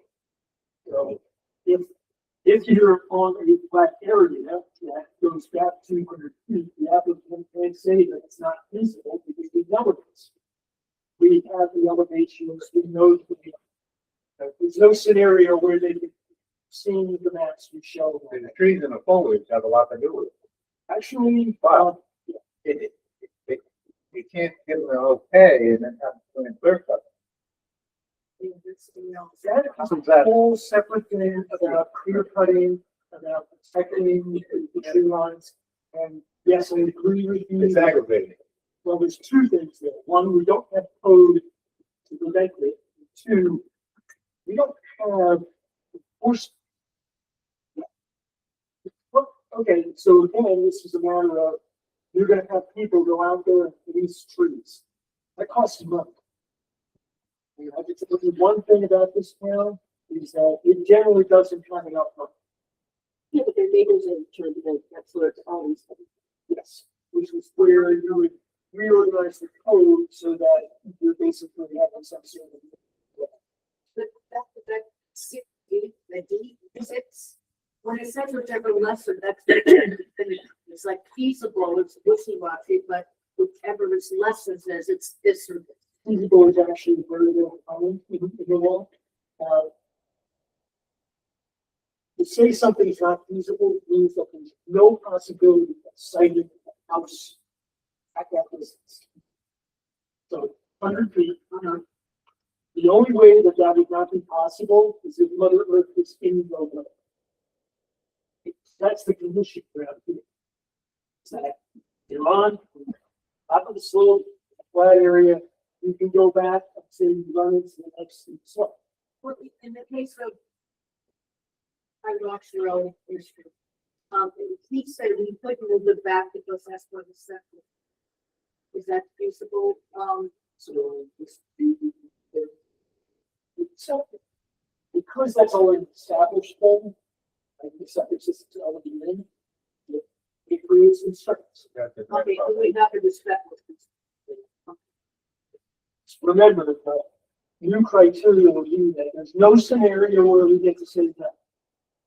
It's just a matter of how do we somehow get the applicant to lessen before that. He's got enough property, you can do that. With a lower altitude, lower. And there's also a big difference between, is this adding on to an existing site that's already been developed, or is this a brand new site that has developed time? On the brand new one, or? Yeah. There's a lot more latitude that you have in terms of site. So this is part of the discussion that we were having, like, move the garage. Okay, so in looking at this, if the applicant says, no, I really have to put it here and I really want to put it there, what would prevent the ZBA from giving him what he wants and not abiding by the planning board saying you want to do the As an overall procedure, the ZBA has the authority to amend anything that you do. That's why they're doing it. What we can do is when a variance is being put forward to the ZBA, we present our case, We what? present our case for it. Before they make their decision. Right? So that's what we Should should. the Should they be required to ask us for that? They, Because I don't- they are not, just like you don't have to require the applicant to sit in that chair for us to make a determination. Just in the case of the zoning, the York man, the one that York done, they have to be. Oh, everybody has faith. Thank foot? Stop being so baby that? centric. But they ruled on that So- first, not based upon the code, but based on what we said when we were doing our review. And I think it was never, we never had the chance to present our review was to the board. We didn't even know what going. Yeah, we did know. And somehow it kept coming back and we kept sending planning board members out there to do another assessment. One thing I can ask for is to be sure that we get a copy of the application. They should do that, because otherwise it's, we're not decided. We didn't even get notified after they made a determination. We should do that. Yeah, that's right, they didn't even get a copy of what they ruled on until. Well, they didn't We get have a no- copy of what. we did. So I was never asked to send our followers See, this that was a new, to see. a new undeveloped piece of land. And from what you just told us, the way it's gonna go, if we didn't abide by the setback, he could go over further on his land and put it up. If he had 15 acres, he's got grandfather in that.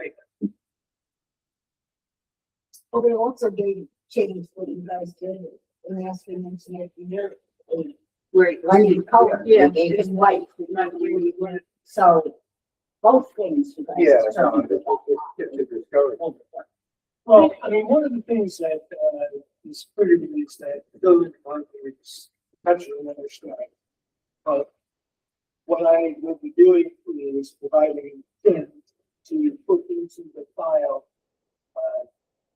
very clear black and white, if there are issues like, you know, and again, as much as we can possibly get our conditions onto the bank, because that trickles down to the trees. Everybody that's on the ground doing. So I guarantee you, even if the owner is thinking like, look, we have to put it over here, as soon as, the TC is looking at it on. Our visual assessment goes back quite a way. It's been in effect for quite a long time, What else? the visual assessment. Yeah, no. How long has it been? What? I first applied for visual assessment. So 23 years ago. Whatever, yeah. We had a guy up in, where was the place we just removed it? Up on the mountain, you don't like to look at. The basement. Nathaniel. The baby.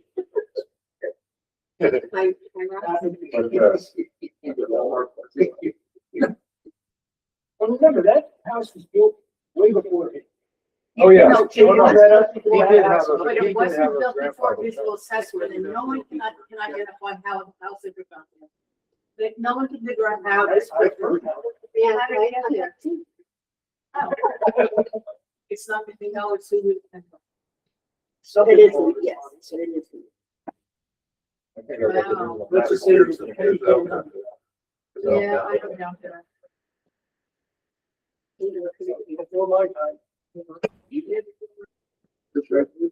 At this point, what, on this visual assessment, are we to do anything tonight, or we just reviewing these? This is an open discussion, and really, so that everybody has a little more context as to what's going on here, and then take another read through it, and send me maybe any comments, changes, we might have.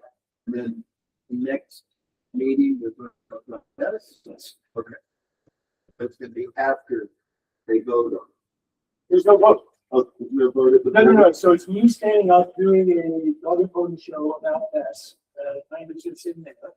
And then, a public hearing that goes with that, where anybody has their own opinions, requirements, whatever about it. I gave you mine.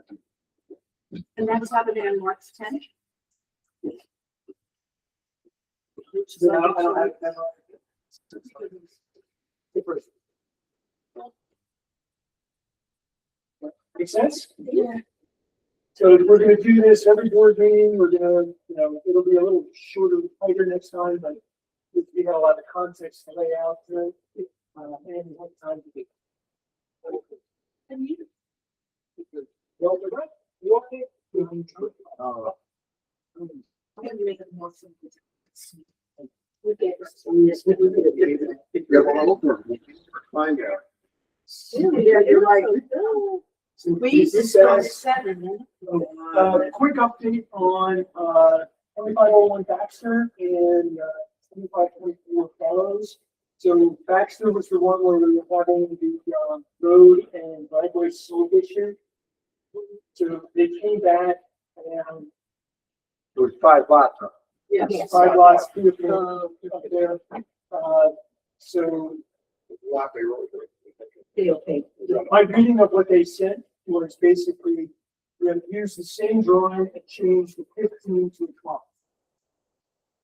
I didn't Oh, do we in that. the slough. Okay, so Well, yeah, anyway, that's- I decided rather than let them come in and have us collectively waste a lot of time telling them, no, it's not how you do it.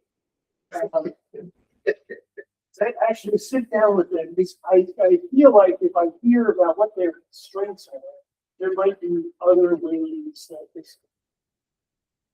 So very specifically, because they're a 25-acre property, we could apply some portion of the open space development, zoning language. It's pretty hard to cut through when you got all solid rock. It is. Yeah. So this is going to be our way of making sure that, they don't update a drawing, value is still exactly the same as it was. Yeah, And then same just drawing. Trying to bulldoze their way to 5 lots. The surveyor did that? It's It's like, that's all, yeah, that's. Here's what I'm gonna do. So I'm going to play a little bit dumb Okay. and say, this looks great. Explain to me how you achieve that from an engineering perspective. Okay, good answer. Dynamite. Well, whatever it is, and so the point being is that when they come back to us as a board, I want them ready with everything all buttoned up, ready to go.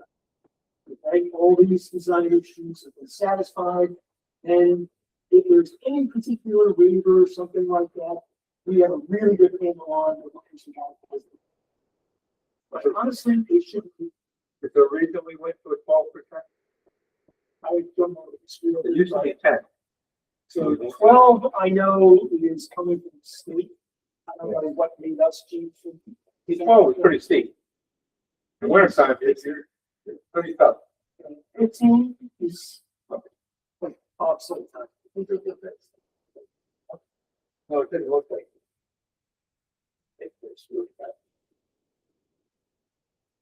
Okay, so there's that, and then 2524 Bellows. So the feeling there is that they need a little bit of a helping hand because their application is still far from complete.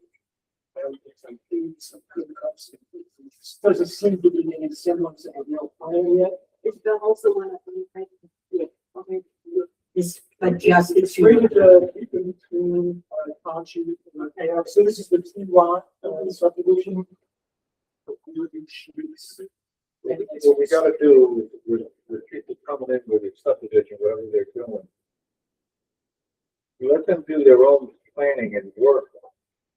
If we get involved to the point where we keep letting them come back with it, he doesn't have all the information.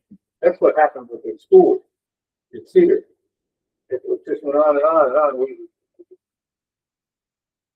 Well, so the idea here is that after one meeting, we're gonna you create a checklist, and things do not move forward until you finish your checklist. Is there a question with the well there, the well depth? So in terms of, groundwater issues in that area, on natural resources, is good map, drinking water resources. In the area that's right there, down in the valley between Auction and Ohio, it's actually underpinned by an aquifer. Oh, Right, so there's adequate water there. But as you go up the slope on either side, Right. it vanishes pretty quickly. Some wells up towards that. but that's not, but that's not, you could still something, you know, they- No, I'm just questioning, Yeah, I don't know from the data, so the top of Oakdale Mountain, for instance, with well depth, like the highest rise there is 1,200. And they got a couple thousand gallon storage tanks up to that night. And so township, their situation is so bad that during July and August, they actually pump it up from the coast. Well, the one that we just, gave you, the assessment to, he's drilled 3 wells now. Scott? On 28A? Nothing else but that. No.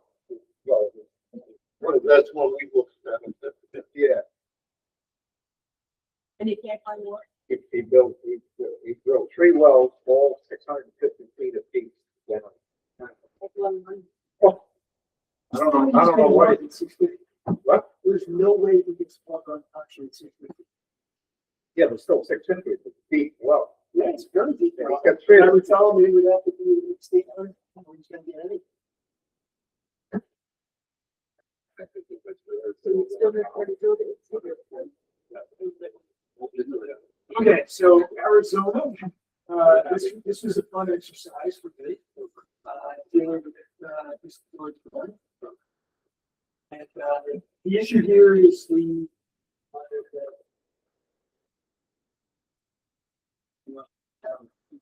bond, the performance bond, or the fire, which is treated to the resolutions approved.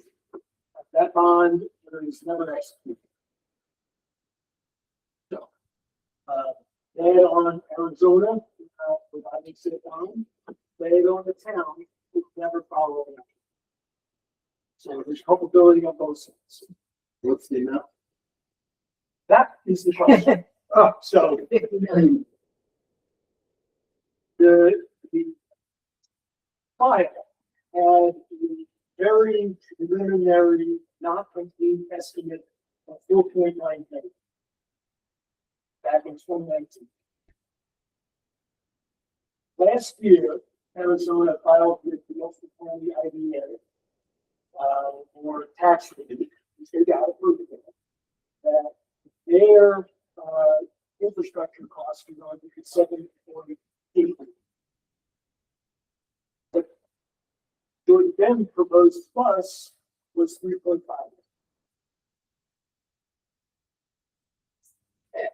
Yeah. We're free to speculate on to the whys and wherefores. Needless to say, we heard that we need to actually have authenticated, verified amount, and then sure, we can go forward. So, what we did was we provided the essentially his thoughts on how we arrive at the product, and with no professional engineer, no actual bids or contracts or anything backing it up. Just this is what it is. To which I said, perhaps you're not here to bid. You actually need to provide scope of work, cost to complete, was done by your GC or somebody you contracted or bids. Go take bids, that's fine. Whatever it is, bring it to us. So if we can add up the numbers, provide the same number. At that point, we then personal towards me, I was out of my depth, and I didn't know what I was talking about, I needed to get out of the picture, and so forth and so on. I wouldn't go away. And at the end, what we agreed to was that we would engage the services. This is Terry's Conrad, who's the engineers at the time, and they are going to request this information. To me, it seems a whole lot of noise, or some reason stalling at the time, or trying to sidestep this requirement in some way. But I had the supervisor well aware that when it actually moved. So, and just so everybody knows, this is no longer a board issue, it's a fiduciary thing. We are going to. And then finally, Cedar is just a quick one. I've been getting people coming in that upset about the stuff. It's completely uncompleted. The fence is 8 feet tall. We don't know 8 feet. It is, but he's asking for the detail. It is, he's not even know. Or like just gonna do this. You know, That's going on. He's putting up a fence, right? 8 feet, and it is 4 by 6. So this is. What kind of fence? The It's chain link? just like, Wood, jumped up. wood fence? It looks to me like, I don't even know, it looks like what you see on the side of the structure, so it's. It's terrible. All right. And it's 8 feet, which we did not have 8 feet. It's weird, but 6 feet is the maximum you're thinking. You know, but we have no code enforcement. It's probably forward stuff to the city. Probably. So on that front, I sat down with the building inspectors that we do have, we did plan. I know what the machines are going to do. One thing I told them was that in, we just did most observations right there. With asbestos vaping going on up there. That's the theory, but no one's actually been sending proof of that. Somehow he said he got engineering stuff. But there was no. He's a large developer, and he's going to look for any place he can cut costs. It's not a surprise. It's- I am sitting in the dark, I didn't know what Arizona is. It's not even. Twin Lakes. Cedar right now. Twin Lakes is Oh, Arizona. Twin Lakes is Arizona. Twin Lake. The wedding venue. Everything got put on hold for COVID and backed up. Okay, 2 days. Picking up this. Camp Cottage. No. It's a glamping. What is Cedar? Yeah. We all, that's a conversion of the school. Upper West Road. Well, you're over your schedule. No, Are we done? we are done. I think we have to have a vote. I think you're up. Oh, I make a motion for June meeting. Okay. Second. I'm second. I'm Okay, second. got I'm it. gonna do that.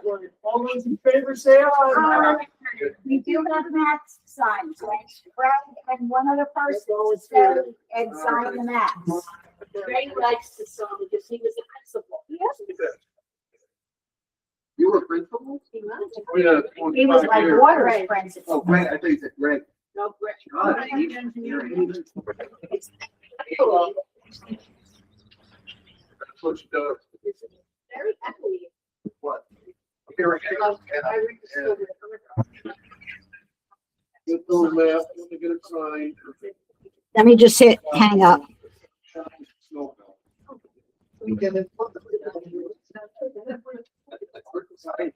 California, none of that stuff never got.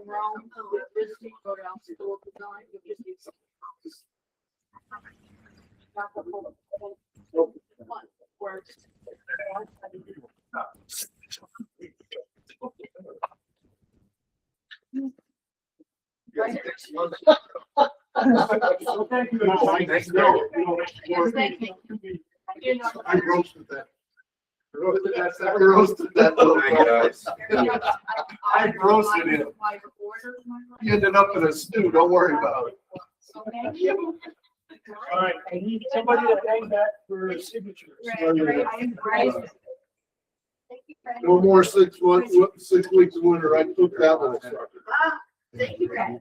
We gotta be really careful now. The county is being a real pain in the butt. So, Frank, sign, date, exactly the same on the agreement. Otherwise, it's already. For a wealth of experience, though. Oh, yeah, that's a lot. It's very valuable.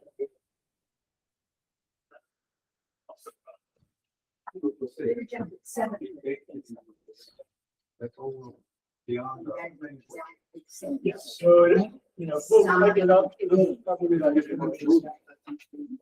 Oh, I need four rain, kind of four rain. That's what I think we're meeting. What? Friday, Oh, yeah. So basically, we're gonna cover each topic in the same sequence, just in other meetings. So we're looking 2 of them at a time to cover, so one will end up covering 4, and one will be. But it really doesn't matter, because nothing is getting voted on until the end. People on.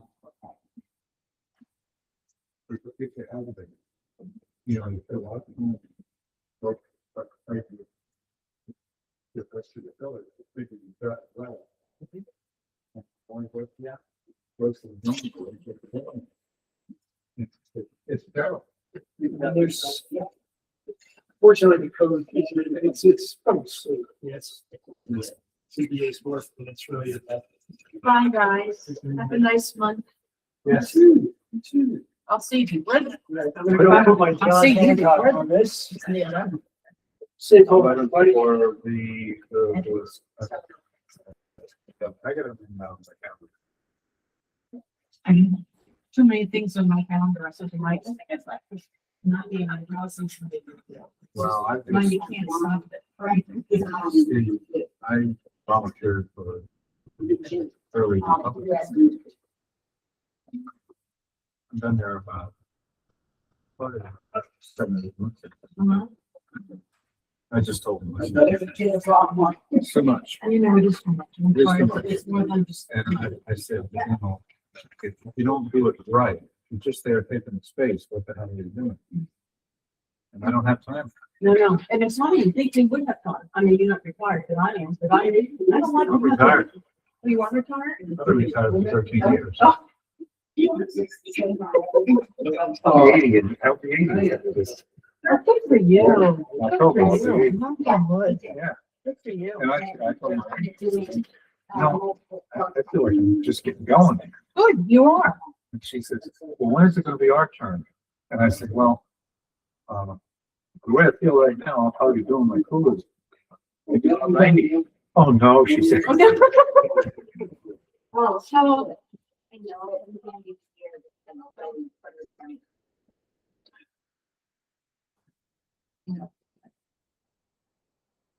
Well, right now, we have a part-time building inspector retired from the cemetery department. And he is a contract with for the building from Kingston, so he knows it all. But it's the guy, his wife, still has about 5 years to work. And so he, wanted to keep busy part-time, but for the first.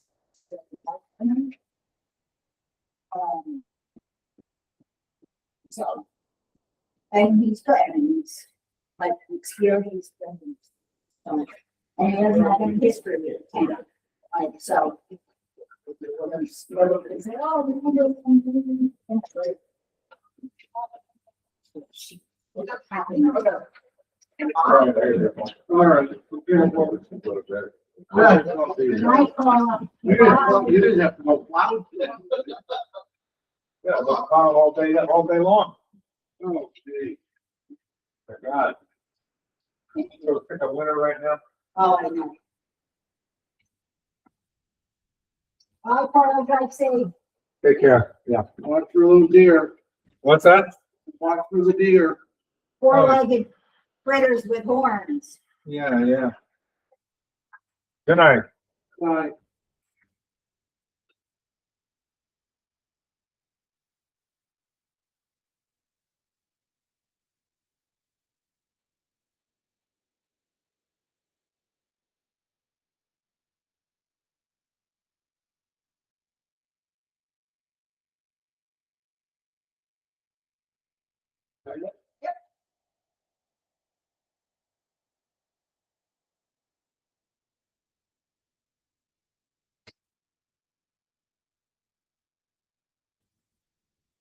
Yeah, remember what we were talking about, they're gonna get questionnaires.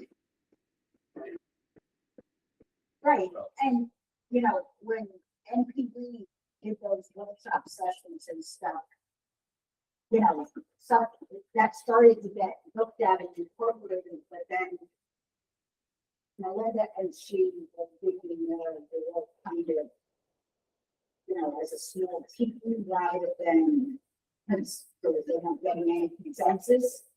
And then Melinda, That happens sometimes, you have to work through that. well, no, I mean, not consensus, like finding, like, not okay, not. Well,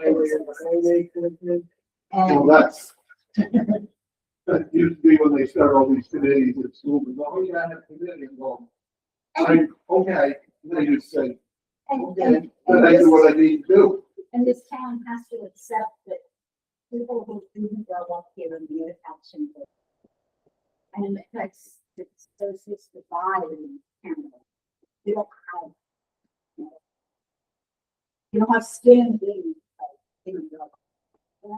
Well, I actually disagree with that. I'll go with Green Line. well, I'll call it that. So people agree to line, because the reason why people move up here is the reason why people move here is. It's okay to have to go. We want to kind of keep that.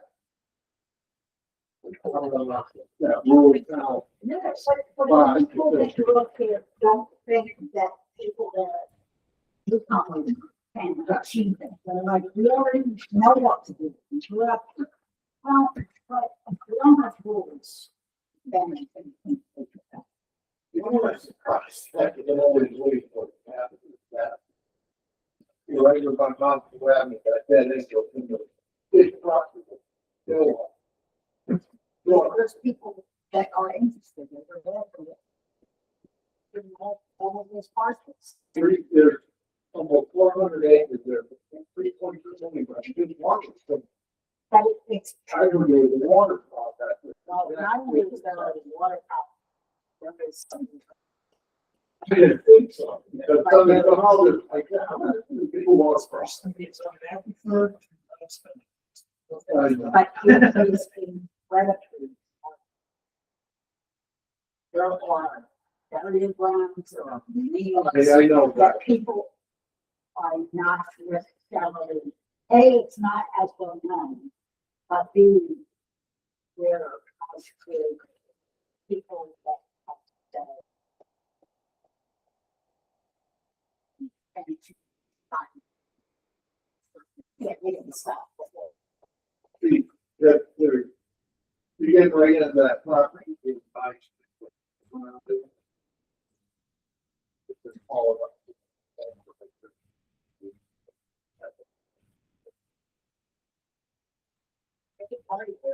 Separate line. A higher tax. Oh, no, I just have to think stuff a lot. Oh, well, that's, yeah, then that's, but if you're not gonna build them. Otherwise, taxes. But, you know, I'm saying, but like, oh, I know the gas when they drilled and the water, there's no water problem. I'm right there. So like the Hurley Water Company has no water problem in the droughts year we've had. Like, hard water, Yeah, what it is. it's good. I've gone through a few water softeners in my 40 years here. But, all right, have a